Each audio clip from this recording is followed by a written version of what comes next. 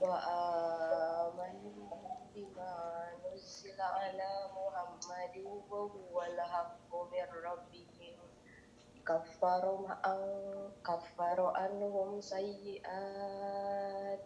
وأصلح بالهم ذلك بأن الذين كفروا اتبعوا الباطل وأن الذين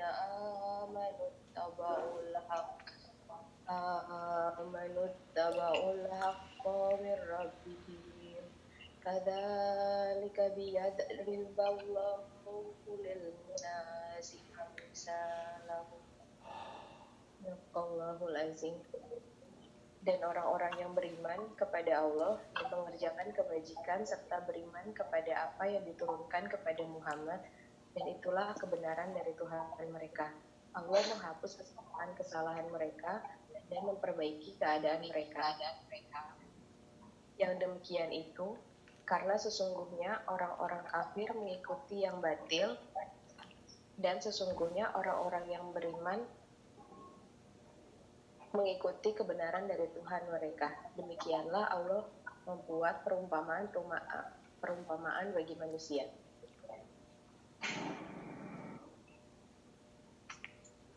Baik, terima kasih buat Siti. Sebelumnya sebagai informasi pada tema kajian pada pagi hari ini, yaitu tentang loving a person you never met. Itu role model yang sebenarnya sudah ditentukan, tapi kita juga belum pernah ketemu nih orangnya siapa. Itu baginda Nabi besar Nabi Muhammad SAW. Mungkin Ustadz untuk membantu kami mengerti bagaimana sih akhlak Nabi Muhammad, atau bagaimana kita tuh menirunya dengan tepat, dengan benar. Mungkin waktu dan tempat untuk mempersingkat waktu juga kami persilahkan Ustadz. Baik. Bismillahirrahmanirrahim. Assalamualaikum warahmatullahi wabarakatuh. Waalaikumsalam. Alhamdulillah rabbil alamin. Wabihi nasta'inu ala umuri dunya din. Sallallahu ta'ala wa baraka ala nabina Muhammadin wa ala alihi wa sahbihi ajma'in, amma ba'd. Alhamdulillah, kita sampaikan puji syukur kita pertama kali tentunya kepada Allah, bahwa pada kesempatan ini kembali kita bersua, kembali kita bertemu. Mudah-mudahan pertemuan kita ini dirahmati, diridhai oleh Allah Subhanahu wa taala, dan kita semua dalam keadaan sehat walafiat, dijaga selalu oleh Allah dalam keadaan sehat lahir batin insyaallah. Tema ini baru saya tahu bahwa ini arahnya kepada menjadikan Rasulullah SAW sebagai role model atau tauladan kehidupan kita.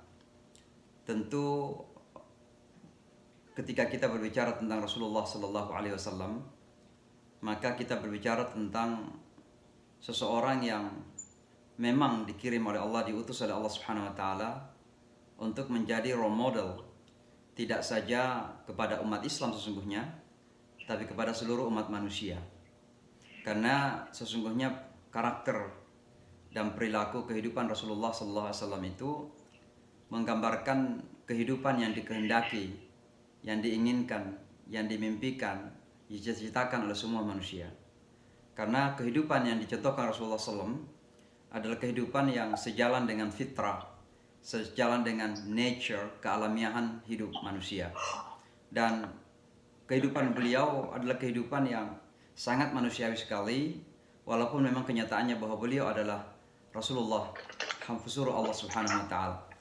Maka saya ingin memulai dengan menyampaikan sebuah ayat dalam Al-Qur'an. A'udzubillahi minasyaitonirrajim. Laqad kana lakum fi Rasulillahi uswatun hasanah.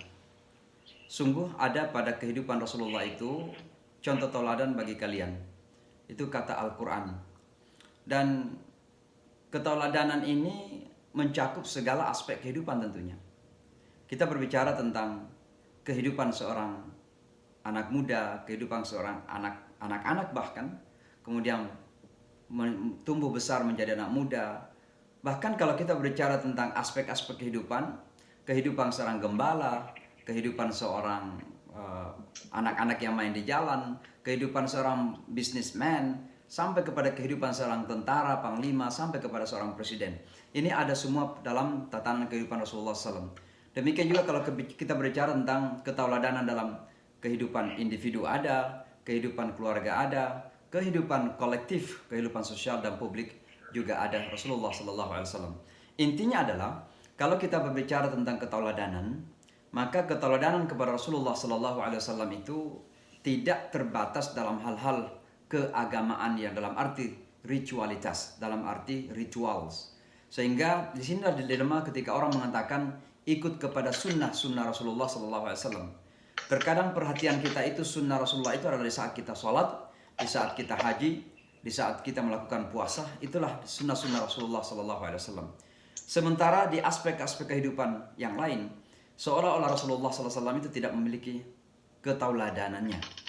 Dan oleh sebab itu, terjadilah terkadang apa yang saya sebutkan biasa, split personality. Ada karakter yang terpecah di kalangan umat ini.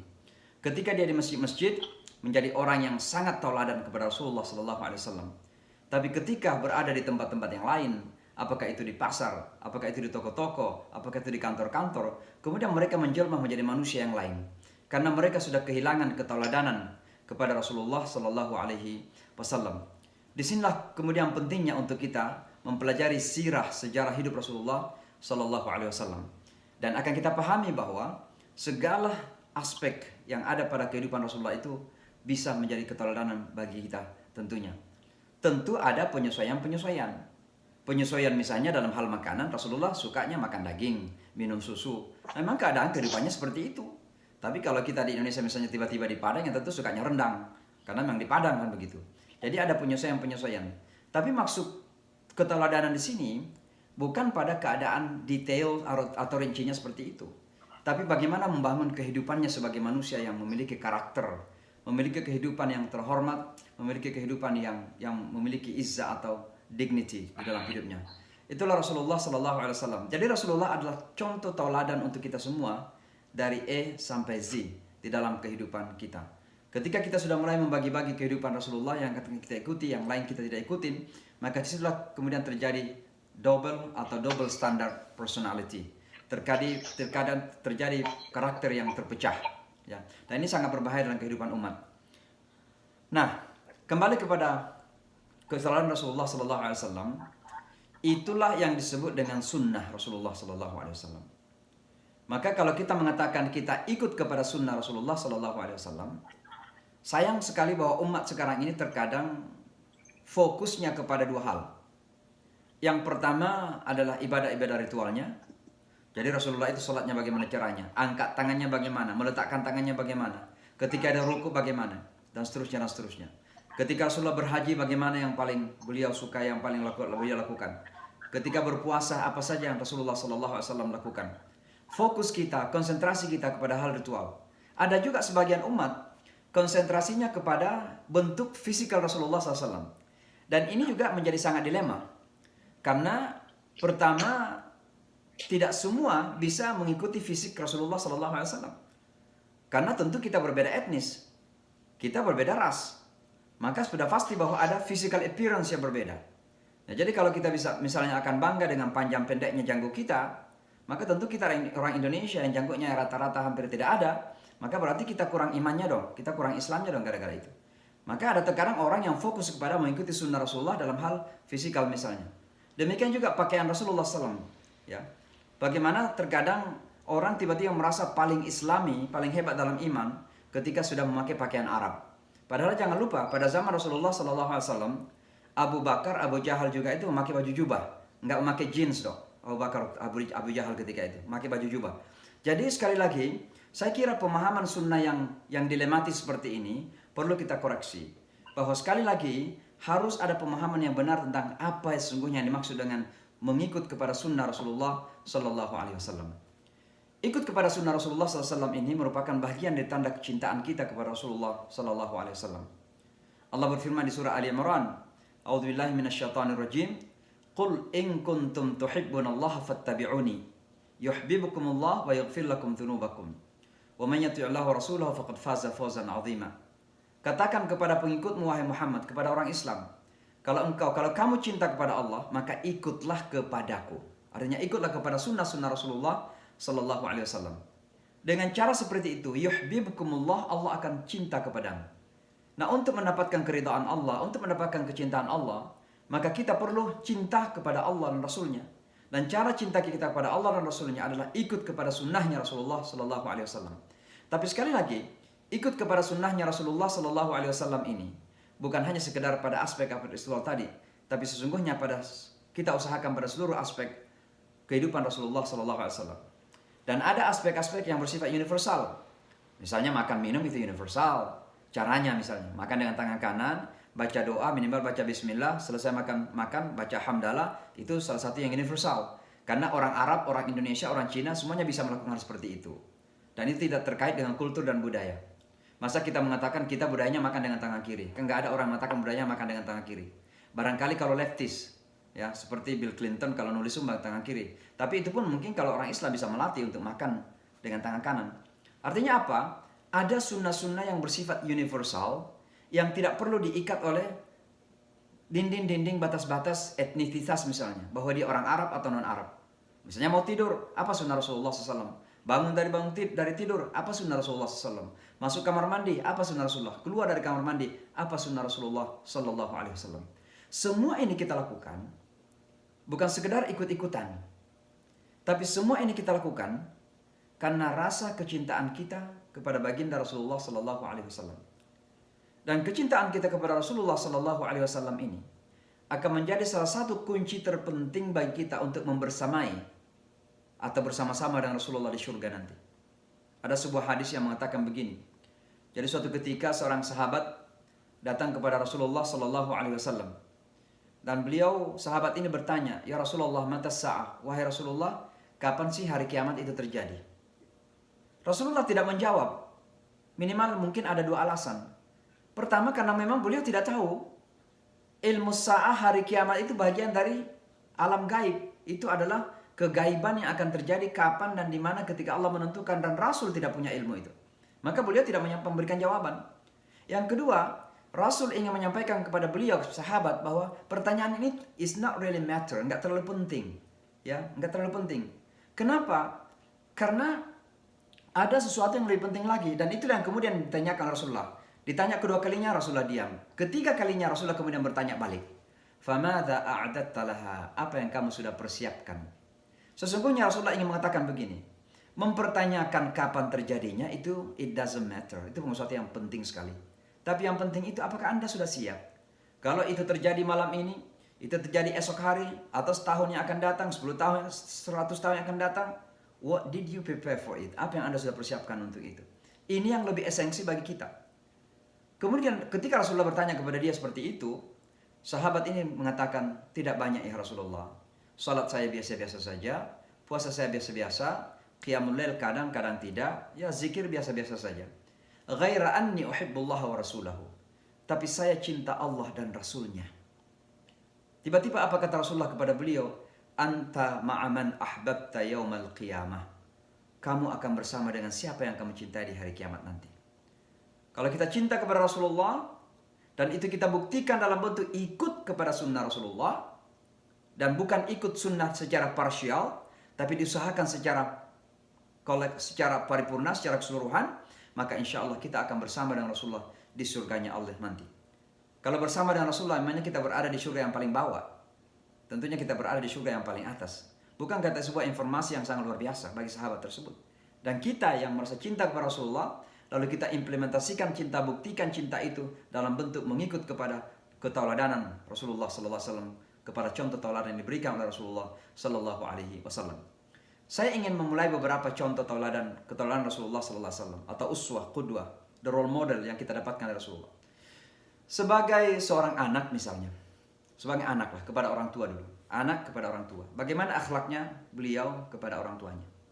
Kita kenal bahwa Rasulullah itu ayahnya meninggal dunia 6 bulan sebelum lahir. Berarti beliau yatim. Lalu kemudian setelah berumur 6 tahun, ibunya meninggal dunia. Berarti beliau menjadi yatim piatu. Tapi kalau kita melihat hadis-hadis yang beliau ungkapkan tentang ibu, tentang woman, tentang wanita, Maka kita mendapatkan salah satu kesimpulan yang terpenting bahwa kita harus bangga dengan ajaran Islam bahwa penghormatan, pemuliaan wanita itu adalah sangat luar biasa dalam agama Islam. Ini bukan pembahasan yang diada-ada, tapi kita bisa berargumentasi dengan argumentasi Quran dan argumentasi bukti sejarah Rasulullah Sallallahu Alaihi Wasallam. Salah satu yang disampaikan Rasulullah SAW ketika ditanya oleh sahabat, Rasulullah sendiri nggak punya ibu ketika berumur 6 tahun dan nggak ada ibunya. Tapi kecintaan dan rasa hormat kepada ibu itu sangat luar biasa. Ditanya oleh seorang sahabat, siapa yang harus cintai dan hormati Rasulullah? Beliau mengatakan ibumu. Kedua kalinya ibumu. Ketiga kalinya ibumu. Keempat kalinya baru mengatakan ayahmu. Saya kebetulan punya anak 6 orang. Nah tentu kalau orang mengatakan kepada saya bahwa anak-anak kamu harus lebih hormat dan cinta kepada istri kamu 3 kali lipat daripada kamu, ya mungkin saya bisa protes dong. Kenapa sih ada diskriminasi kepada sang ayah gitu? Ya. Sebenarnya kita sebagai manusia kan protes gitu. Tapi kemudian saya berpikir, kenapa Rasulullah menyampaikan seperti itu? Saya kemudian tersadarkan bahwa, oh karena konteksnya, Rasulullah ingin merubah persepsi orang Arab yang ketika itu tidak sama sekali menghormati wanita. Rasulullah ingin melakukan perubahan totalitas, perubahan revolusioner sifatnya, yang bersifat revolusioner. Maka Rasulullah mengatakan, kalau kemarin-kemarin Anda tidak menghormati wanita, kemarin-kemarin Anda tidak memuliakan ibumu, sekarang justru ibumu dan wanita harus dihormati dan dimuliakan lebih. Untuk menyeimbangkan, meratakan agar ada ekualitas, ada kesetaraan. Yang disebut kesetaraan gender itu. Maka teman-teman sekalian, keteladanan seperti ini harus kita ambil. Penghormatan kita kepada orang tua jangan pernah luntur. Siapapun orang tua kita, tetap orang tua. Dan siapapun kita anak, tetap anak. Dan ketika orang tua dan anak, sudah pasti bahwa orang tua memiliki posisi yang terhormat, memiliki posisi yang mulia, dan harus kita jaga kehormatan dan kemuliaan orang tua. Dalam Al-Quran diberikan satu contoh yang sangat ekstrim. Bagaimana seorang orang tua yang sangat jahat. Kejahatan orang tua ini tidak saja ingin menjadikan anaknya itu malas sholat misalnya. Atau ingin menjadikan anaknya ini lupa Islam atau lupa agama. Tapi justru ingin memaksa anaknya ini menjadi orang musyrik. Bayangkan, syirik itu adalah dosa yang terbesar dalam agama Islam. Inna syirka la zulmun azim. Dosa yang paling besar itu adalah syirik. Dan ketika orang meninggal dunia dalam keadaan syirik, dia tidak akan diampuni oleh Allah Subhanahu wa Ta'ala. Tapi ketika seseorang meninggal dalam keadaan tidak syirik, ada imannya walaupun sedikit, mungkin dia akan dibersihkan di neraka sampai pada akhirnya akan dimasukkan ke dalam surganya Allah Subhanahu wa Ta'ala. Tapi orang meninggal dalam keadaan syirik tidak akan masuk ke dalam surga abadan untuk selamanya. Karena dia menjadikan Tuhan-Tuhan selain Allah Subhanahu wa Ta'ala. Maka lihat seorang orang tua ini memaksa anaknya untuk melakukan kesyirikan. Apa kata Al-Quran? Wa in jahadaka ala an tusyrika bima laysa laka bihi ilm fala tuti'huma. Kalau orang tuamu memaksa kamu untuk melakukan kesyirikan, kamu harus tegas juga. La tuti'huma, jangan taati keduanya. Tapi apa kata Al-Quran selanjutnya? Wa sahibuhuma fid dunya ma'rufa. Tapi kamu harus, itu wajib diperintahkan di situ. Sahib itu kata perintah. Tapi membersamailah mereka. Accompany them. Kamu harus bersahabat dengan mereka. Harus hidup dengan mereka. Bil ma'ruf, dengan cara yang baik. Dengan cara yang santun. Dengan cara yang sopan. Dengan cara yang terhormat. Dengan cara yang mulia. Artinya apa? Mengatakan tidak pun kepada orang tua. Harus dengan cara yang mulia. Harus dengan cara yang terhormat. Demikian mulianya kedudukan orang tua kita. Demikian terhormatnya kedudukan orang tua kita. Sampai Rasulullah SAW. Siapa pengganti ayahnya setelah meninggal dunia? Ibunya? Neneknya. Abdul Muttalib. Ketika berumur 9 tahun. Lalu siapa yang menggantikan neneknya untuk memelihara beliau? Pamannya, namanya Abu Talib. Luar biasa cintanya kepada pengganti ayah-ayahnya itu. Cinta kepada kakeknya, cinta kepada pamannya. Padahal pamannya mati dalam keadaan tidak mengikrarkan la ilaha illallah. Kalau Abu Talib meninggal sebelum Nabi diangkat menjadi Nabi, berarti beliau punya kesempatan dimaafkan oleh Allah Subhanahu wa Ta'ala. Karena Nabi belum diangkat. Tapi Abu Talib pamannya meninggal ketika Rasulullah sudah menjadi Nabi. Sementara Abu Talib tidak menerima Islam, la ilaha illallah. Tapi beliau menangis ketika meninggal pamannya itu. Kenapa? Demikianlah cintanya kepada pamannya tersebut. Kepada orang yang musyrik, kepada orang yang kafir, seorang Rasul cinta kepada pengganti ayahnya, Abu Talib tersebut. Itulah akhlak beliau kepada orang tua. Maka ini satu keteladanan yang harus kita ambil bahwa jangan pernah sama sekali tidak menghormati orang tua. Siapapun sekali lagi, saya selalu ingatkan teman-teman kita di sini yang di Amerika yang datang sebagai imigran. Ya orang tuanya rata-rata datang pekerja, kerja di restoran, sopir taksi dan sebagainya. Kemudian anaknya tiba-tiba mendapatkan college yang baik, masuk di universitas yang baik karena dapat beasiswa misalnya, kemudian memiliki posisi pekerjaan yang baik. Itu tidak merubah status anak dengan orang tua. Anda keluaran Harvard University atau MIT atau Oxford University, Princeton atau Cornell, apapun itu yang hebat-hebat, tapi Anda juga tetap anak dari orang tua yang harus Anda hormati itu, walaupun dia tukang taksi misalnya. Itulah orang tua kita. Teman-teman sekalian, mari kita ikuti keteladanan Rasulullah Sallallahu Alaihi Wasallam. Keteladanan Rasulullah Sallallahu Alaihi Wasallam juga kita lihat bagaimana beliau berinteraksi dengan keluarganya, dengan istrinya, dengan istri-istrinya ketika setelah meninggal Khadijah. Kemudian beliau melakukan poligami. Ini bisa kita diskusikan ini nantinya. Tapi intinya adalah Rasulullah sendiri mengikrarkan, menyampaikan kepada sahabat-sahabatnya, khairukum khairukum li ahli wa ana khairukum li ahli. Yang terbaik di antara kalian adalah yang paling baik kepada keluarganya, dan saya adalah orang yang paling baik kepada keluarganya. Istri-istrinya tidak pernah mendengarkan kata-kata yang kasar. Rasulullah Sallallahu Alaihi Wasallam kalau sampai ada sesuatu yang dia tidak suka, palingan diam, tidak pernah mengeluarkan kata-kata yang menyakitkan. Begitulah Rasulullah Sallallahu Alaihi Wasallam. Bayangkan suatu ketika istri-istri beliau ini kan sudah mulai maju umat Islam ketika itu. Sudah mulai menang dari Mekah, sudah mulai Madinah sudah dikuasai. Kemudian kira-kira istilahnya Rasulullah sudah menjadi raja ketika itu. Tapi kehidupannya sederhana. Kehidupan beliau sangat sederhana. Sampai rupanya suatu ketika istri-istrinya ini mulai terpengaruh dengan kehidupan para raja-raja di tempat-tempat lain, misalnya di Roma. Roma ketika itu dan Persia, raja-raja kehidupannya mewah. Rupanya mereka terpengaruh, tergoda. Maka mereka berkumpul, para istri ini melakukan musyawarah. Kira-kira ingin menekan Rasulullah Sallallahu Alaihi Wasallam agar diberikan jatah kehidupan yang lebih baik. Apa kata Allah dalam Al-Quran? Istri-istri kamu bisa memilih kamu atau memilih dunia. Tapi Rasulullah dalam hal ini menyikapi dengan sabar, dengan santun, tidak berkata kasar, tidak memarahi istrinya, padahal Allah sudah menegur istri tersebut. Itulah karakter Rasulullah Sallallahu Alaihi Wasallam. Bahwa dia berusaha terus untuk begitu santun, cinta kepada istrinya. Bayangkan ya, istri pertamanya kan Khadijah tuh. Dan Khadijah itu kan menjadi istri satu-satunya beliau sampai meninggal dunia. Dan Khadijah itu dinikahi ketika berumur 40 tahun, Nabi berumur 25 tahun. Jangan membayangkan umur 40 tahun seperti bintang film sekarang. Yang selalu pergi ke facial, ada make up, apalah sebagainya. Ini di desert. Ya, di padang pasir. Ya, seorang wanita 40 tahun itu kira-kira gimana kan keadaannya seperti itu. Walaupun Khadijah itu businesswoman, sangat kaya waktu itu dan punya pengaruh. Tapi bagaimanapun juga, ya tidak sehebatlah cara merawat kecantikan wanita saat ini. Tapi Rasulullah memilih beliau sebagai istrinya. Maksud saya yang saya ingin sebutkan di sini, waktu Khadijah meninggal, itu Rasulullah terpukul betul. Sampai tahun itu disebut sebagai Amul Huzn, tahun kesedihan. Karena meninggalnya istri tercinta Rasulullah Sallallahu Alaihi Wasallam.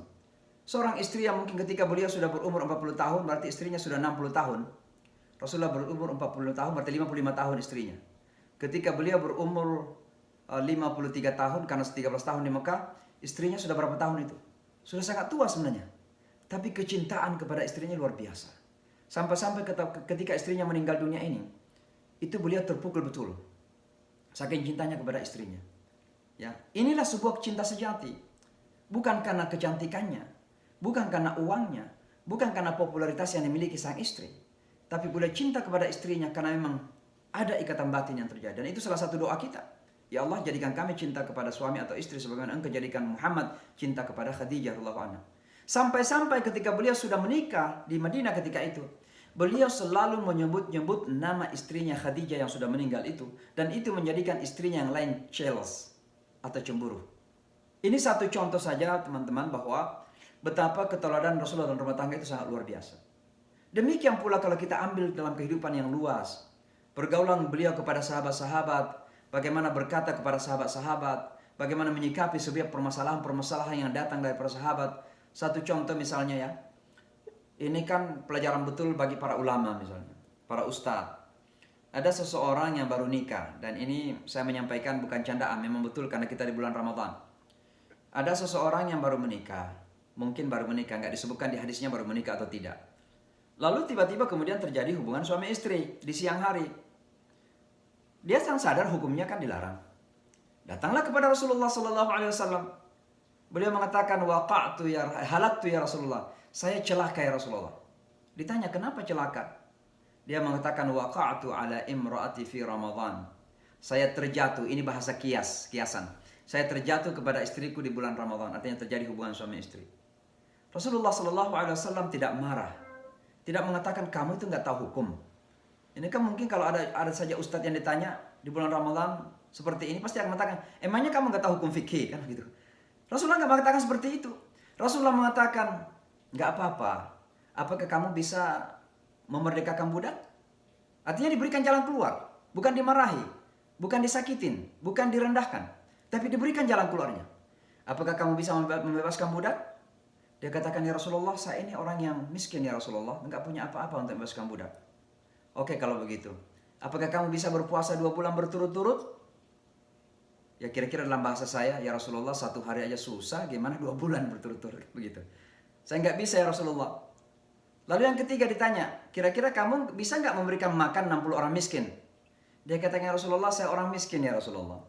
Maka Rasulullah kemudian masuk dalam kamarnya, diambil satu namanya sekira-kira segumpal dates atau tamar korma, lalu diberikan kepada dia. Dia katakan, pergilah pulanglah ke kampung kamu dan bagi-bagikan korma ini kepada orang miskin. Apa kata beliau? Beliau masih mengatakan, ya Rasulullah, saya ini paling miskin di kampung itu. Kalau sampai saya bagi-bagi korma, pasti orang akan menuduh saya mencuri dari mana ya Rasulullah. Kira-kira begitu.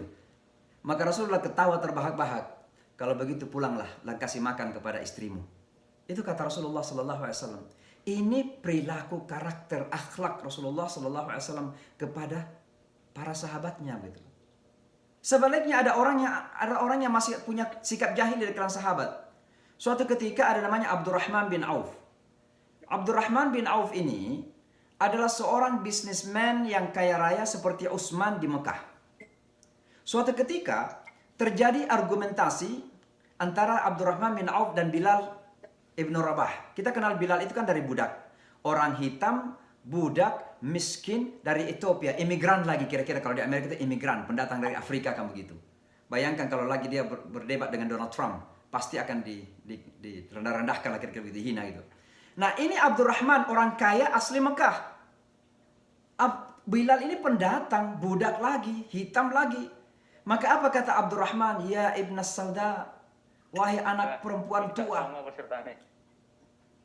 Wahai anak seorang wanita hitam, kira-kira begitu lah dipanggil begitu. Ada yang ngomong tuh. Wahai anak wanita hitam. Kemudian tersinggunglah Bilal. Beliau menangis dan datang kepada Rasulullah sallallahu alaihi wasallam. Dia katakan, ya Rasulullah, Abdurrahman bin Auf memanggil saya Ibn Sauda. Dipanggilnya Abdurrahman oleh Rasulullah sallallahu alaihi wasallam dan dia katakan, apa benar kamu mengatakan demikian? Tentu Abdurrahman gak akan berdusta kepada Rasulullah. Dia katakan, benar ya Rasulullah. Apa kata Rasulullah kepada Abdurrahman bin Auf? Innaka rajulun fika jahiliyah. Kamu adalah seseorang yang masih jahil. Maka Abdurrahman merasa bersalah betul ditegur seperti itu oleh Rasulullah SAW. Maka beliau berbaring dan minta kepada Bilal untuk menginjak kepalanya. Membayar. Kira-kira paying the price lah kira-kira begitu. Itulah cara Rasulullah SAW mendidik para sahabatnya. Dan itu akhlak Rasulullah SAW. Bagaimana upaya beliau menjadikan ekualitas yang sejati, kesetaraan yang sejati di antara para sahabatnya itu. Bahwa being kaya, being rich, menjadi orang kaya bukan berarti kamu harus arogan, bukan berarti sebuah kelebihan. Menjadi terkenal bukan berarti kelebihan, tapi yang bisa menjadikan kita lebih di mata Allah Subhanahu wa satu saja, ketakwaan kita. Inna akramakum 'indallahi atqakum. Yang paling mulia di antara kalian di sisi Allah adalah orang yang paling bertakwa kepada Allah Subhanahu wa taala. Itu bagaimana beliau bergaul kepada sesama sahabat. Demikian juga pergaulan kepada anak-anak. Bagaimana cinta beliau kepada cucunya Hasan Hussein. Di saat-saat beliau saat sholat, terkadang Hasan dan Hussein menggelantung. Seperti sekarang kita lihat anak-anak itu. Tapi kan anak ini nggak pernah diusir oleh Rasulullah. Terkadang ada orang tua melihat anak-anak lari di masjid. Kok marah gitu. Padahal Nabi saja cucunya gelantung-gelantungan ketika dia sholat. Nggak marah-marah kepada cucunya itu. Karena sayang gitu. Suatu ketika beliau dilihat oleh seorang sahabat mencium cucunya. Hussein dan Hasan. Lalu sahabat ini punya anak 10. Ya orang Arab itu tough, ya keras. Dan orang Arab ini nggak pernah sama sekali mencium anaknya karena dianggap nanti jatuh karismanya di mata anaknya. Maka dia katakan, ya Rasulullah, atuqabbil, kamu mencium anak-anak? Dia katakan iya. Dia katakan, saya punya anak 10 ya Rasulullah, dan saya tidak pernah mencium anak-anak saya. Apa kata Rasulullah? Man la yarham la yurham. Siapa yang tidak punya kasih tidak akan dikasihi. Siapa yang tidak punya rahmah, kasih sayang kepada orang, Allah tidak akan punya kasih sayang kepada dia. Sampai kepada orang tua pun, kalau tidak punya kasih sayang kepada anak, Allah tidak akan sayang orang tua tersebut. Itulah Rasulullah SAW mendidik para sahabatnya. Bahkan perlakuan kepada non-muslim. Perlakuan kepada non-muslim, bagaimana Rasulullah SAW memperlihatkan karakter yang agung, akhlakul karimahnya. Suatu ketika ada seorang ibu di Mekah, seorang ibu tua. Beliau kerjanya mencari kayu bakar, kayu bakar lah untuk memasak. Dan ini dijual kepada orang. Dan sampai sekarang masih ada orang yang menjual kayu bakar untuk bikin sate atau sekedar untuk api unggung, misalnya di Amerika. Saya lihat ada toko-toko jual api. Rupanya itu dari Mekah juga dulu seperti itu. Nah, ibu ini mengumpulkan kayu-kayu karena susah kayu ketika itu di Mekah untuk dijual. Tiba-tiba suatu ketika ibu ini sudah tua mengumpulkan kayu yang banyak. Akhirnya beliau sendiri nggak bisa mengangkat itu. Beliau sudah minta tolong ke banyak orang. Tolong aku diangkatkan, tolong aku diangkatkan. Nggak ada satu orang pun yang mau membantu. Tiba-tiba datanglah seseorang yang masih relatif muda, umurnya sekitar 40 tahun lebih sedikit. Dan langsung saja diangkat kayu itu dan dibawakan bersama ibu ini ke rumahnya. Di jalan ibu ini berbicara kepada anak muda tadi. Nak, hati-hati ya. Di kota kita sekarang ini ada yang namanya Muhammad. Itu orang jahat. Itu pendusta, itu ahli sihir. Dia memecah belah masyarakat kita. Ada yang menolak, ada yang mengikut kepada dia. Hati-hati, jangan sampai kamu terpengaruh. Itu terus diucapkan, dinasihati ini orang yang mengangkat. Begitu sampai di rumah diletakkan. Lalu kemudian orang ini mau permisi. Lalu ibu bertanya, namamu siapa nak? Dia katakan, saya Muhammad. Saya adalah Muhammad. Itulah Rasulullah SAW. Karena akhlak inilah yang menjadikan ibu tadi ini kemudian bersyahadat la ilaha illallah Muhammad Rasulullah SAW. Ini akhlakul karimah kepada non-muslim, orang musyrik yang menjelek-jelekkan, memburuk-burukkan Rasulullah. Lihat akhlaknya Rasulullah. Saya ingin kasih contoh lagi kepada non-muslim di Madinah. Kalau di Mekah Rasulullah mungkin dianggap masih lemah, tidak punya posisi. Tapi ketika sudah di Madinah, Rasulullah itu sudah presiden. Beliau itu sudah raja. Tapi masih ada orang yang memburuk-burukkan beliau di sekitarnya. Ada seorang peminta-minta, orang miskin, orang buta lagi. Dan selalu berada di jalan-jalan untuk meminta-minta. Termasuk jalan menuju masjid. Setiap orang yang lewat pasti mengatakan, hati-hati ya. Ada yang namanya Muhammad sekarang datang di kota kita Madinah ini. Dia ini orang jahat, dia itu pendusta. Hati-hati, jangan sampai kamu terpengaruh. Ini orang miskin yang peminta-minta ini mengatakan kepada semua orang yang lewat. Sampai suatu ketika Rasulullah lewat, mau ke masjid. Karena dia nggak melihat siapa yang lewat, dia juga sampaikan, hati-hati ya. Di kampung kita ini ada yang namanya Muhammad, orang gila. Dia memecah belah umat. Kemudian Rasulullah SAW mendekat kepada orang ini. Ya kira-kira disentuhlah dan ditanya, makanan apa yang paling disukai? Orang itu menyebutkan makanan yang paling dia sukai. Sebelum lanjut ke masjid, beliau pulang ke rumah dulu. Lalu minta kepada istrinya untuk memasak makanan yang paling disukai oleh peminta-minta tersebut. Setelah selesai sholat, beliau pulang ke rumah, diambil makanan tersebut, dibawakan kepada orang buta peminta-minta itu. Bukan sekedar dibawakan, tapi disuapin oleh Rasulullah SAW. Dan beliau melakukan ini sampai kira-kira beliau meninggal dunia. Lalu apa yang terjadi setelah meninggal dunia? Abu Bakar ingin ikut kepada semua sunnah Rasulullah, semua ketauladanan Rasulullah. Apapun Rasulullah lakukan, Abu Bakar ingin ikut. Salah satu di antaranya adalah menyuapi orang miskin yang buta ini. Maka ketika Rasulullah meninggal dunia, Abu Bakar menjadi khalifah, menjadi pengganti Rasulullah sebagai penguasa. Abu Bakar pun membuat makanan dibawa kepada orang ini, disuapin. Ketika Abu Bakar menyuapin orang ini, tangannya ditangkap. Diambil tangannya sama orang buta tadi. Abu Bakar bertanya, kenapa? Dia katakan, kok ini beda ya dengan orang yang kemarin datang? Loh, kenapa orang yang kemarin-kemarin?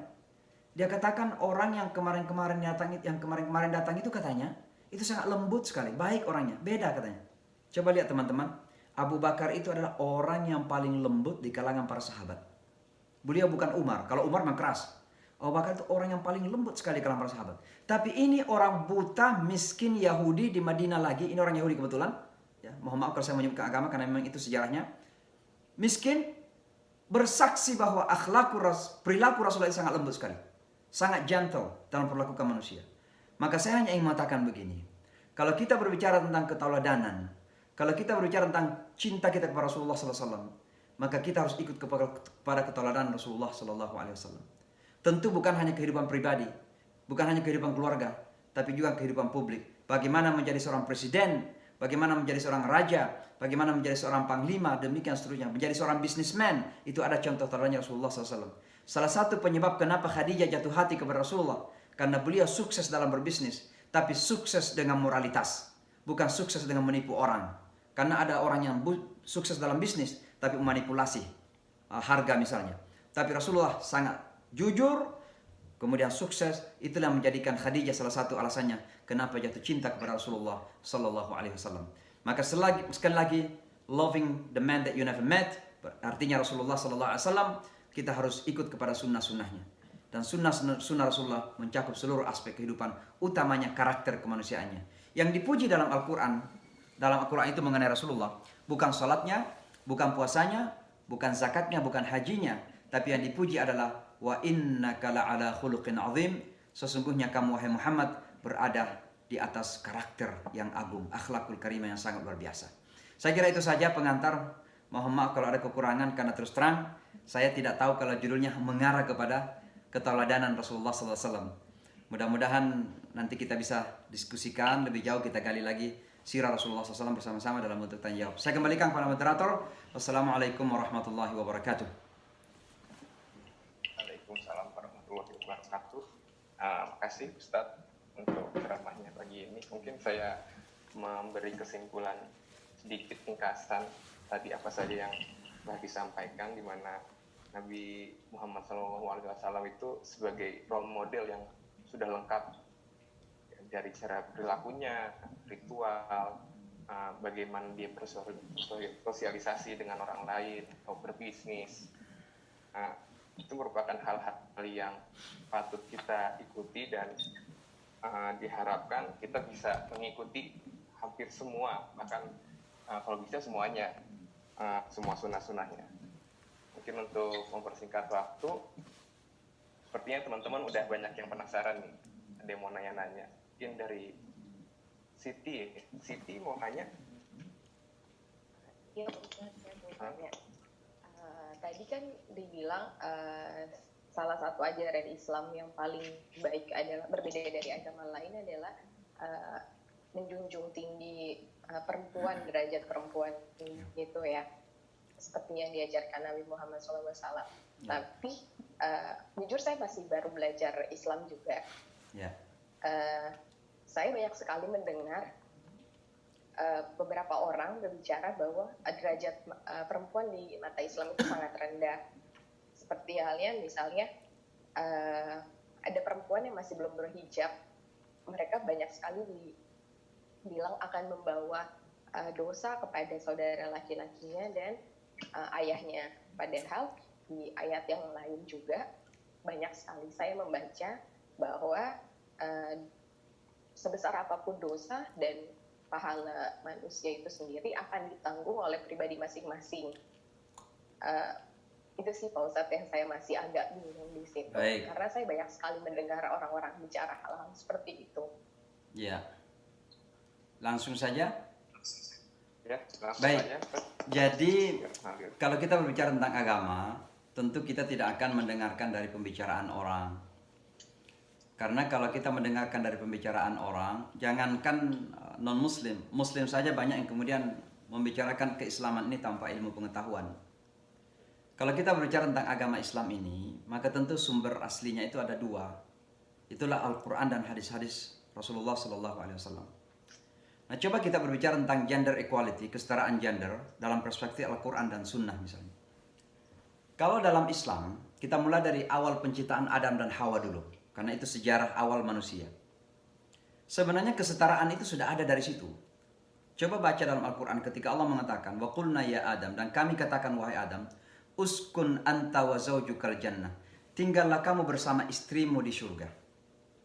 Allah tidak mengatakan wahai Adam, tinggal kamu di surga dan ajak istrimu bersama kamu, atau have some kindness, berbuat baiklah kepada istrimu. Tapi kamu bersama.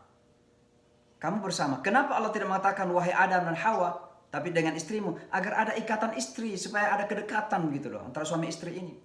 Tapi itu ada keseimbangan di situ, ada kesetaraan di situ. Tinggallah kamu dan istrimu secara setara dalam surga. Wa kula min hara ghadan haitsu syi'tuma. Dan makanlah semua yang ada dalam surga ini secara equal. Makanlah berdua. Tidak dikatakan wahai Adam nikmati surga dan kasih sedikit kepada istrimu atau kasih sebagian kepada istrimu. Berdua kamu nikmati surga ini. And then sebaliknya wala taqraba, dan kedua kamu ada tanggung jawab hukum. Jangan berdua kami dekati pohon itu. Jangan mendekati pohon itu. Keduanya diperintah bersama-sama secara equal, secara merata, ya, secara setara. Fatakuna minaz zalimin, karena kamu dua-duanya akan mendapatkan balasannya. Artinya apa? Kalau kita jujur, maka kesetaraan gender ini itu dari awal penciptaan laki dan perempuan. Dan itulah kehebatan agama Islam. Tapi kalau kita menemukan ajaran-ajaran lain, coba deh tanya teman-teman kita yang beragama lain mengenai sejarah Adam dan Hawa dalam surga. Pasti akan mengatakan, syaitan itu datang kepada Adam, dia goda Adam, Adam gak tergoda karena dia masih kuat imannya. Datanglah kepada wanita itu. Digoda wanita itulah yang makan buah itu pertama. Wanita kemudian itu menggoda suaminya Adam. Jadi disalahkan dua kali wanita itu. Pertama kurang iman, yang kedua dia penggoda laki-laki, kan begitu. Tapi dalam agama Al-Quran gak disebutkan seperti itu. Maka saya berani mengatakan bahwa insya Allah kita berani berdebat dengan siapa saja, bahwa mengenai kesetaraan gender ini tidak ada yang bisa mengalahkan agama Islam. Saya tidak berbicara mengenai realita kehidupan umat Islam ya. Saya tidak berbicara tentang fakta karena kita gagal mengikuti agama Islam. Di Timur Tengah misalnya wanita pernah dilarang mengendarai mobil saja kok. Saya ditanya di Amerika, di mana dalilnya Al-Quran wanita dilarang? Saya katakan pertanyaan kamu itu out of context. Loh kenapa? Kan zaman Nabi nggak ada kendaraan, yang ada mobil, yang ada onta saya bilang. Masa wanita dilarang mengendarai mobil pada zaman Nabi, nggak ada mobil waktu itu? Jadi Saudi silakan saja larang wanita mengendarai mobil, tapi jangan atas nama Islam dong. Atas nama aturan Saudi, jangan atas nama Islam. Jadi sekali lagi kalau kita jujur dengan ajaran Islam, tidak ada yang bisa menyaingi kehebatan konsep kesetaraan gender dalam agama Islam ini. Hunna libasul lakum wa antum libasul lahunna. Mereka pakaian bagi kamu, kamu pakaian bagi mereka. Laki dan perempuan itu ibaratnya apa? Saling melengkapi. Bukan hanya laki-laki saja yang selalu melengkapi wanita, tapi wanita itu, kalau laki-laki tidak ada wanita, maka mereka juga naked. Ya, mereka juga tidak lengkap, tidak sempurna. Itulah sebabnya perlu pasangan untuk melengkapi kan begitu. Ya, ini saya kita jelas. Bahkan ada beberapa ya ayat-ayat maupun hadis-hadis yang kalau kita pahami, saya merasa kok ada pemberian penghargaan lebih tinggi kepada wanita. Mau contohnya, al-jannatu tahta aqdamil ummahat. Surga itu terletak di bawah kaki ibu. Loh, emangnya laki-laki nggak pergi berusaha? Kita keringatan tukang becak misalnya, ya kan? Kalau ibu ya di rumah di atas atap lah, minimal kalau nggak punya AC, minimal di atas. Tapi suaminya di luar keringatan, dapat uang harian gitu untuk mereka makan kepada keluarganya. Masa surga nggak di bawah kaki seorang ayah? Tapi kenapa gak surga di bawah kaki seorang ibu? Ya tentu juga kita paham bagaimana penderitaan ibu ketika hamil, melahirkan, menyusui kan gitu. Jadi artinya apa? Luar biasa penghargaan Islam ini kepada kaum wanita. Ya tadi yang 3 kali 1 itu, 3:1 saya bilang. Yang saya bisa juga iri hati ya. Kalau anak saya dikatakan anak kamu harus cinta dong kepada ibu atau hormat kepada ibunya 3 kali lipat daripada kamu. Ya kan saya bisa memprotes dong. Ini diskriminasi kepada laki-laki. Ya. Demikian seterusnya. Nah sekarang bagaimana dengan Al-Quran misalnya mengatakan begini. Zuyyina linnasi hubbus syahawati minan nisa'i wal banin.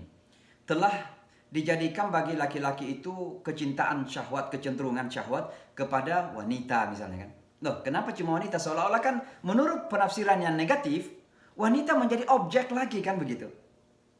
Padahal sebenarnya penghormatan. Bagaimana maksudnya? Masa wanita mau diekspos bahwa wanita itu punya syahwat besar kepada laki-laki kan gak enak. Maka wanita itu dijaga sebenarnya penghormatannya oleh Allah Subhanahu wa taala. Yang diekspos bahwa yang punya laki-laki, yang punya syahwat, dorongan, itu laki-laki saja yang didorong di situ. Padahal wanita kan punya juga ketertarikan pada laki-laki. Jadi yang namanya saling tertarik itu, ya opposite sexes itu sesuatu yang lumrah dalam kehidupan. Ya sudah sangat tidak alami kalau laki-laki nggak tertarik kepada wanita dan wanita nggak tertarik kepada laki-laki. Tapi kenapa Al-Quran cuma hanya laki-laki yang tertarik pada wanita? Agar wanita tak dijaga kemurniannya ya wanita itu halus sebenarnya. Jadi jangan selalu diekspor dengan hal-hal seperti itulah. Nah sebenarnya saya memahami dengan pandangan positif. Tapi kalau negatif orang mengatakan itu, lihat tuh wanita objek lagi ya, objek syahwat bagi laki-laki. Padahal nggak begitu sebenarnya. Nabi kita Ini kembali kepada poligami. Nabi kita dituduh poligami karena merendahkan wanita. Ya. Ini luar biasa, tuduhannya sangat luar biasa. Nabi itu pertama menikah poligami ketika sudah berumur sekitar 50 tahun ke atas ya, sekitar hampir berapa tahun itu? 40 tahun menjadi nabi, kemudian 13 tahun lebih di Mekah, berarti 53 tahun. Kemudian ke Madinah hidup beberapa tahun, ya kira-kira minimal 56 tahun lah baru mulai poligami waktu itu. Dan yang dinikahi rata-rata orang-orang tua yang suaminya meninggal dunia dan banyak anak-anaknya. Ya, itu Rasulullah Shallallahu Alaihi Wasallam. Tapi kan yang dituduh itu adalah kemudian mengumbar syahwat, hawa nafsu, segala macam.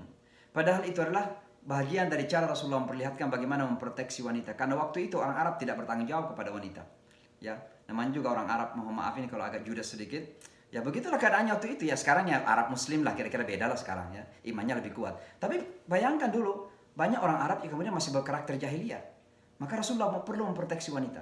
Jadi sekali lagi, tidak ada sama sekali sebenarnya alasan untuk mengatakan bahwa agama kita ini tidak menghormati wanita. Tidak menghargai wanita. Yang ada memang kadang ada perilaku masyarakat tertentu yang tidak menghormati wanita. Tapi jangan karena perilaku masyarakat kemudian Islamnya yang dituduh. Negara yang paling banyak memperkosa wanita siapa? Ada yang tahu? India. India, betapa banyak wanita yang diperkosa. Tapi ada nggak yang pernah menuduh bahwa agama Hindu itu pemerkosa? Tidak menghormati wanita? Enggak ada kan? Dan kita nggak perlu menuduh agamanya orang karena perilaku manusianya. Manusia itu gagal untuk mengikut pada ajarannya yang agung dan yang mulia itu. Sama juga kita umat Islam. Kalau ada perilaku yang kurang baik kepada wanita, jangan dong agamanya dituduh. Itu tidak fair kepada agama. Dan ini yang saya selalu sampaikan kalau saya bertemu dengan teman-teman Muslim yang judes. Saya selalu memberikan presentasi Islam di beberapa universitas. Dan salah satu pertanyaan yang ditanya adalah mengenai wanita ini. Saya akan memberikan dengan sujudnya saja. Saya memberikan dengan sujudnya bahwa alhamdulillah dalam Islam itu wanita tidak dianggap tangan kanannya syaitan. Coba lihat tadi Hawa itu. Kan dianggap tangan kanan syaitan kan? Syaitan gagal menggoda Adam, maka digoda wanita itu makan buah itu, lalu kemudian karena keenakan makan buah itu, dia goda suaminya. Berarti dia tangan kanan syaitan dong. Nah kenapa pendeta Katolik nggak mau nikah? Tahu nggak, pernah nggak dapat jawabannya? Salah satu diantaranya karena wanita adalah tangan kanan syaitan. Itu kata kasar saya, tapi itu realitanya. Dianggap sebagai penghalang untuk dekat kepada Tuhan. Karena para pendeta Katolik itu adalah holy. Mereka adalah orang-orang yang suci. Ya. Jadi kita jujur saja dalam agama kita ini. Saya kira begitu ya. Apa lagi pertanyaan tadi? Itu aja. Ya,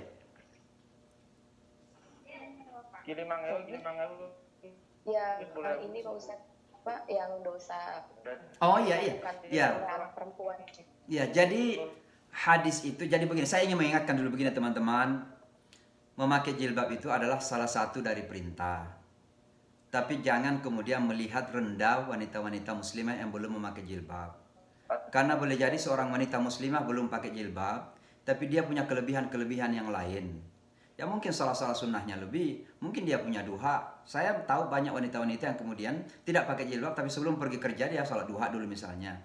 Jadi jangan kita pernah saling merendahkan hanya karena satu kekurangan. Tidak ada orang Islam yang sempurna ini. Percayalah, nggak ada orang Islam yang sempurna itu. Maka jangan kita karena sudah pakai jilbab, lalu kita mandang enteng orang yang tidak pakai jilbab. Ya. Walaupun kita ada Elzat di sini, belilah jilbab sama Elzat, pakai jilbab gitu. Jadi maksud saya begini, yang namanya dosa seseorang itu memang tidak ditanggung oleh siapapun. Wala taziru waziratun wizra ukhra. Dan tidak ada orang yang menanggung dosanya orang lain. Itulah sebabnya kita tolak yang namanya dosa turunan. Jangan karena bapak kita dianggap berdosa di surga, lalu anaknya semua berdosa, maka harus anaknya Tuhan disalib untuk membebaskan kita. Kita nggak percaya seperti itu.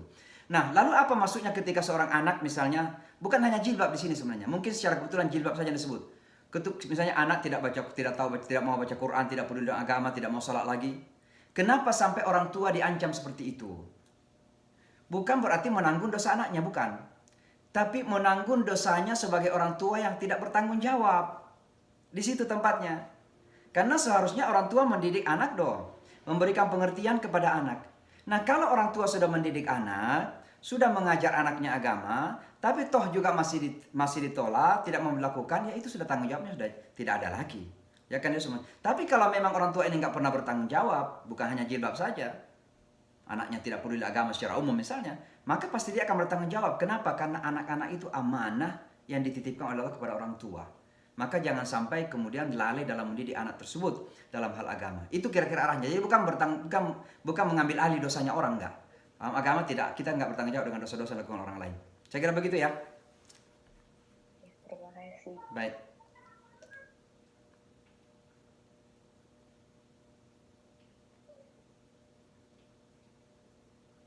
Halo. Iya. Mungkin satu pertanyaan lagi ya Ustaz. Berhubung waktu di sana juga mungkin Ustaz juga ini ya. Iya. Terus satu lagi mungkin ya. Ririn mungkin mau ada yang mau ditanya, Ririn?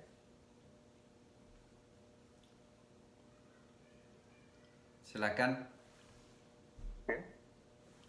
Assalamualaikum Pak Ustadz. Assalamualaikum warahmatullahi wabarakatuh. Waalaikumsalam warahmatullahi wabarakatuh. Ya jadi saya sebenarnya ada dua pertanyaan. Pertanyaan pertama itu related ke topik kita hari ini. Pertanyaan kedua mungkin lebih general gitu, mengingat sekarang bulan Ramadan. Ya. Pertanyaan pertamanya sebenarnya kalau di beberapa tahun kebelakang kan kita tuh lagi pembahasan soal kesehatan mental itu lagi naik-naik banget. Nah, saya pengen tahu sebenarnya kalau di dalam Islam gimana sih, terutama mungkin sosok Rasulullah itu memaparkan ajaran Islam tentang kesehatan mental gitu. Terutama mungkin untuk usia-usia yang 20-an gitu, yang kalau berdasarkan pengetahuan sekarang ada namanya satu stage dalam hidup kita, itu ada quarter life crisis gitu. Terus pertanyaan yang kedua saya, ini sebenarnya pertanyaan teman juga sih Ustadz. Jadi kan kita itu di berbagai belahan dunia sama-sama menjalankan puasa, di mana aturannya itu dari terbit fajar sampai terbenamnya matahari. Yeah. Nah, pada akhirnya aturan ini ada yang satu wilayah yang dia puasanya 11 jam, ada juga yang paling lama setahu saya di tahun itu ada di Rusia 20 jam. Nah, kan Islam itu ngasih tahu kalau misalnya puasa itu tujuannya untuk kesehatan. Nah, sementara tapi ada yang puasanya sampai 20 jam gitu. Gimana Islam, gimana manfaat puasa yang untuk kesehatan ini diimplementasikan untuk orang-orang yang puasanya sampai 20 jam. Gitu. Kasih Pak Ustadz. Baik. Iya, jadi yang pertama tentang mental health ya, kesehatan mental. Ini juga menjadi isu besar di Amerika sekarang ini. Maka ada beberapa istri pejabat yang secara khusus menangani kesehatan mental ini. Misalnya istri wali kota New York, itu salah satu yang dikampanyekan adalah mental health, ya, kesehatan mental. Karena banyak sekali orang-orang yang kemudian mengalami gangguan mental. Ya, macam-macam lah penyebabnya. Karena dunia ini hiruk pikuknya terlalu banyak, desakannya terlalu banyak, sehingga terkadang orang kemudian merasa terdesak dan akhirnya terjadi sebuah penyakit yang bersifat mental, fisik nampak sehat tapi sebenarnya sakit. Dan itu banyak terjadi. Jadi kalau kita kembali kepada agama Islam, maka itu semua kembali kepada situasi batin sebenarnya. Makanya Islam itu selalu menekankan kepada bagaimana menjaga situasi batin. Ya, salah satu di antaranya adalah keimanan kita itu harus diimplementasikan dalam bentuk sebuah soliditas atau batin atau kejiwaan yang kokoh. Misalnya kita mengatakan ya, kita beriman kepada Allah yang menguasai langit dan bumi, yang mengontrol kehidupan, yang membolak-balik keadaan, dan kita fokus kepada yang menguasai itu. Nah, selama kita fokus kepada yang menguasai itu, lalu kemudian terjadi perubahan-perubahan, ya, changes terjadi dalam kehidupan kita, maka sesungguhnya kita tidak akan terlalu banyak goncang. Kenapa? Karena kita memiliki pegangan, kita berpegang kepada siapa yang menguasai semua perubahan yang terjadi itu. Itulah Allah Subhanahu wa taala. Artinya apa? Kita memiliki mental yang evolve dari permasalahan, di atas dari permasalahan-permasalahan yang ada itu. Jadi seolah-olah mentalitas kita di atas di sini, permasalahannya ada di bawah sini, kerusuk-kerusuk gitu, ya. Kanan, kiri, merah, hitam, putih, tidak pernah menentu. Tapi kita sudah di atas. Kenapa? Karena kita sudah berpegang kepada yang mengendalikan semua yang terjadi di bawah itu. Dan ini menjadikan state mental kita agak lebih tenang, ya. Itulah yang kemudian sebabnya Allah mengatakan, "Ala bi dzikrillahi tatmainnul qulub." Bukanlah dengan ingat kepada Allah itu hati menjadi tenang. Dengan zikrullah itu hati menjadi tenang. Tentu zikrullah bukan mengucapkan subhanallah sambil linglung gitu, sambil lupa, sambil marah-marah mengucapkan subhanallah, alhamdulillah. Bukan begitu, subhanallah, alhamdulillah, tapi juga menggerutu gitu. Bukan. Mengucapkan subhanallah, alhamdulillah, la ilaha illallah sambil mencoba menaikkan mentalnya, dan seolah-olah mentalnya, kejiwaannya itu di atas dari semua permasalahan yang ada. Karena kita sudah bergantung kepada yang Maha Kuasa, Allah Subhanahu wa taala.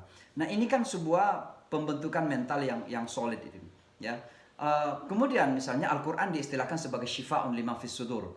Itu adalah healing daripada hati kita atau jiwa kita. Itu adalah Al-Quran.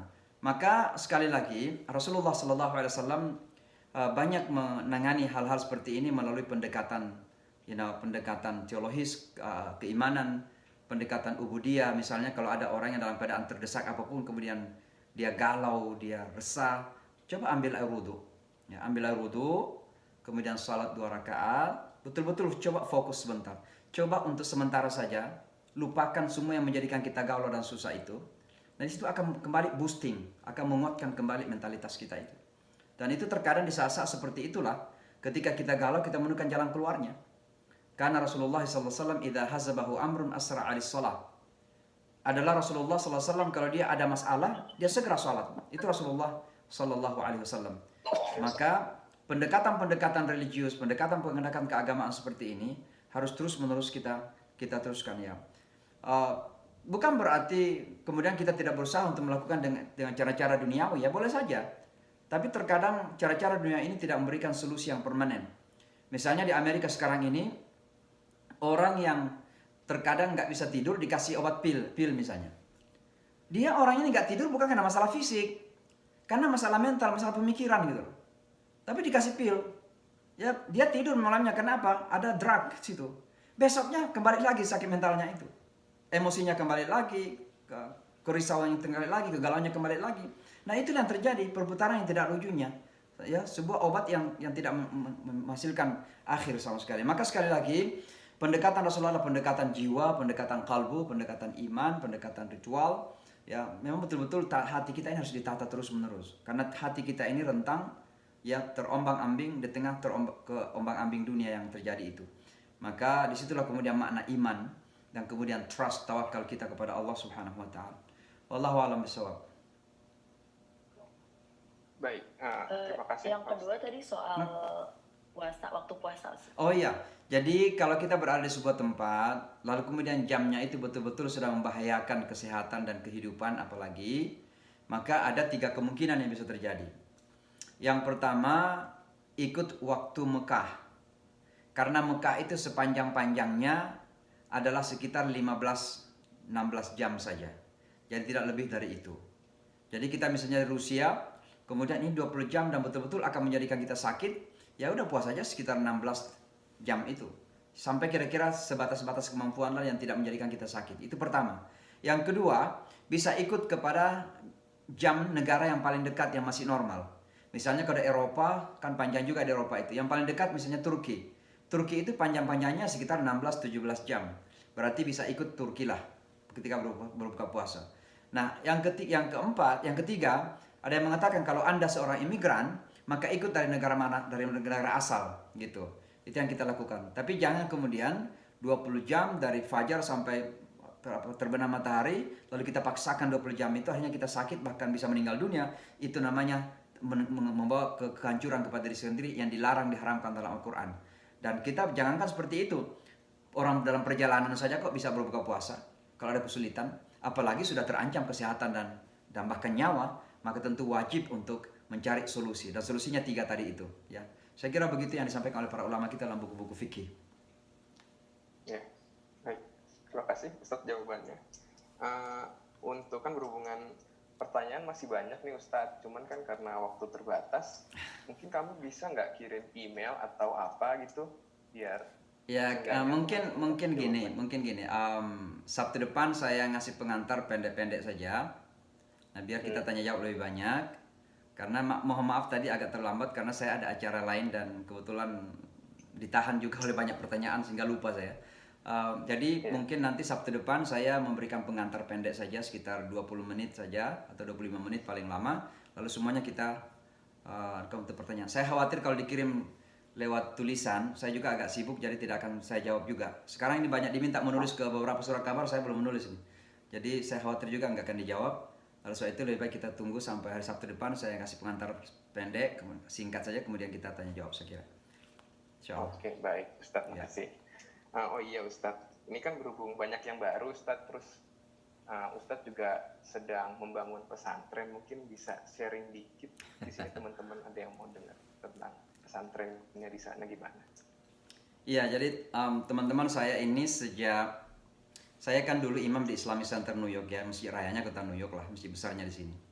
Tapi kemudian tugas saya selesai tahun 2014, lalu kemudian saya mendirikan yayasan yang ini kelihatan ini, Yayasan Nusantara, Nusantara Foundation.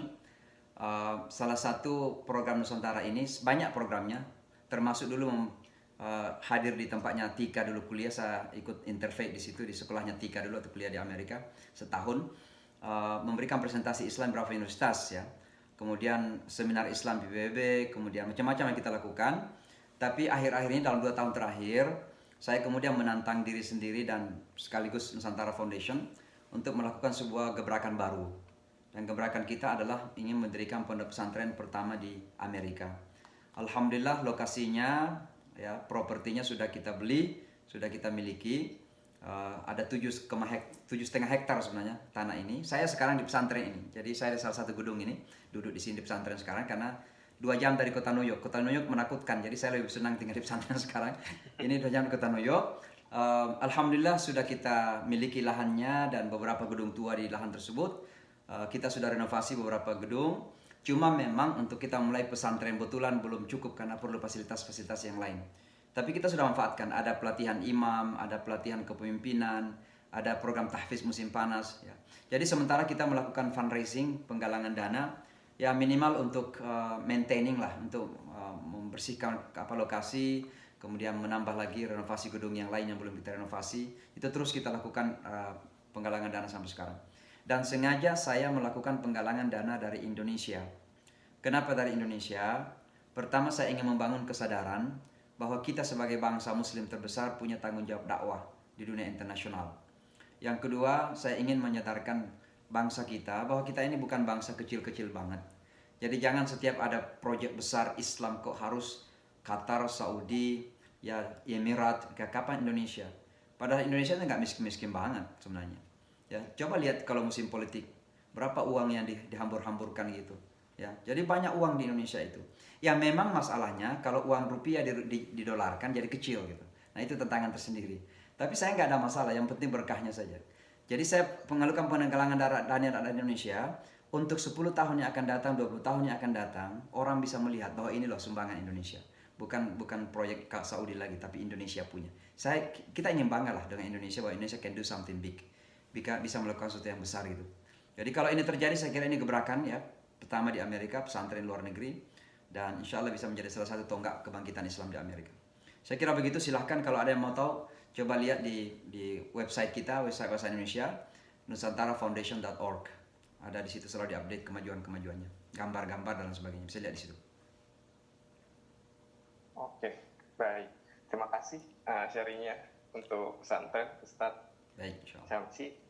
Mungkin berhubung waktu sudah habis juga, dan mungkin Ustadz juga butuh istirahat ya. Baru mau salat isya dan tarawih saya belum salat isya dan tarawih nih. Karena tadi saya ada acara terus lanjut, jadi ini baru mau isya dan tarawih. Insyaallah. Oke, iya mungkin bisa disudahi dulu kajian pada pagi hari ini. Terima kasih Ustadz untuk waktunya. Baik, assalamualaikum. Kajian ini saya tutup. Assalamualaikum warahmatullahi wabarakatuh. Assalamualaikum warahmatullahi wabarakatuh.